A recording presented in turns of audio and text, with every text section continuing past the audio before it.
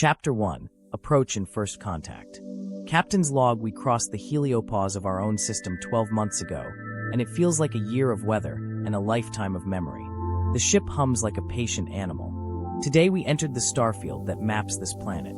The automated scans show a mosaic of climates, ruins embedded in the geology like scars of a giant machine. I am the only human aboard the massive futuristic interstellar spacecraft on active duty.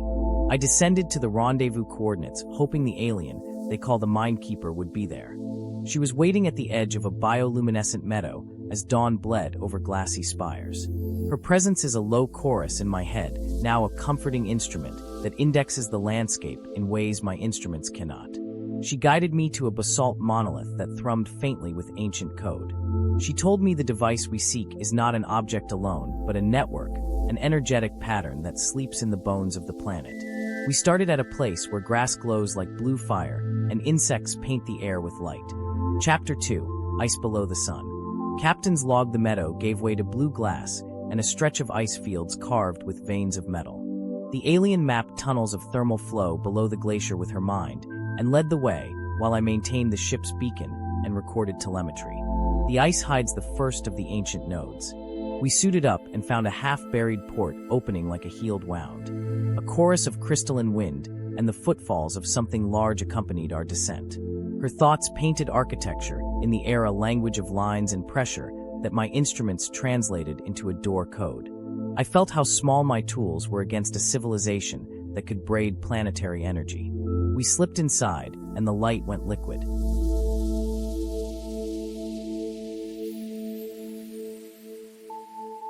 Chapter 3. Jungle of Glass and Sound.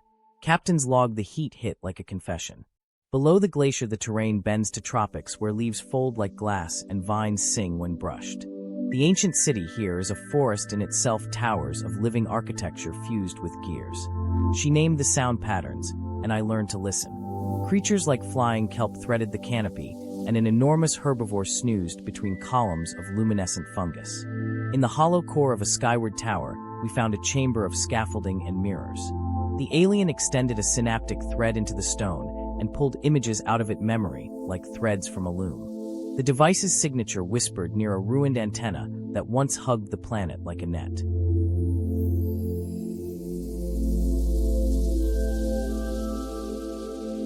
Chapter 4. Dunes of Whispering Glass. Captain's log: we crossed a belt of deserts that sing.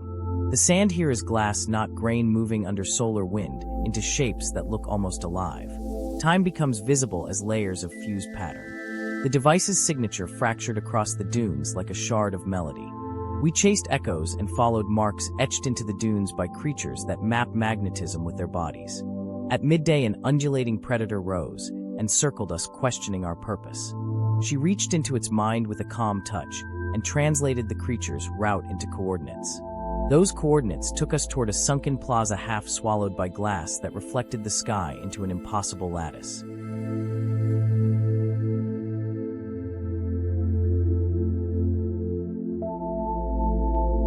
Chapter 5. The Forest of Memory. Captain's log: we found a pocket of woods where the leaves replay images when wind passes through them. The trees here are memory vessels. Each rustle shows scenes of the ancient people, their celebrations, or their last nights. She touched one trunk, and a flood of sequences poured out the architecture of their process for generating and storing planetary energy. It was a map encoded as seasons and weather patterns. The device we seek was shown to us for a moment as a lattice of light laid across the planet core. But the memory was fragmented, and the final piece was in a ruined technological city guarded by fauna that move like moving stones. To reach it we had to decode ritual pathways and align the seasonal echoes.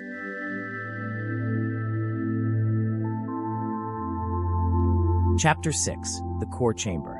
Captain's log: we followed the lattice down. The descent felt like falling through a memory into metal. The chamber at the core of the ruins is a cathedral of machinery and living crystal. Pillars of refracted light rotate, and a faint heartbeat of power pulses through the plinth where the device once sat. She reached into the network and found it fractured into 3 harmonics. My suit recorded interference, as if the planet were tuning itself. To retrieve the pattern, she merged parts of her mind with devices that had slept for eons.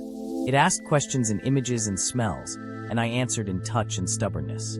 When the pattern reassembled, it sang like a bridge between two worlds.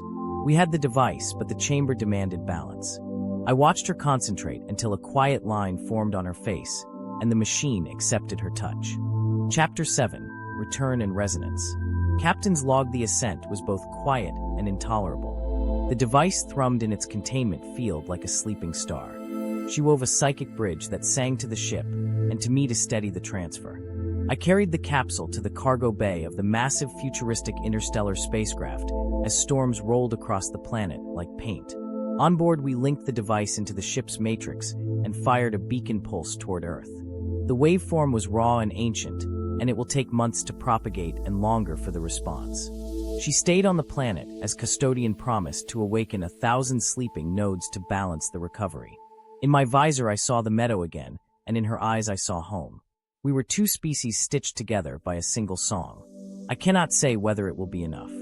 For now, the log ends with a small hope that a pattern from a dead star can save the living world we left behind.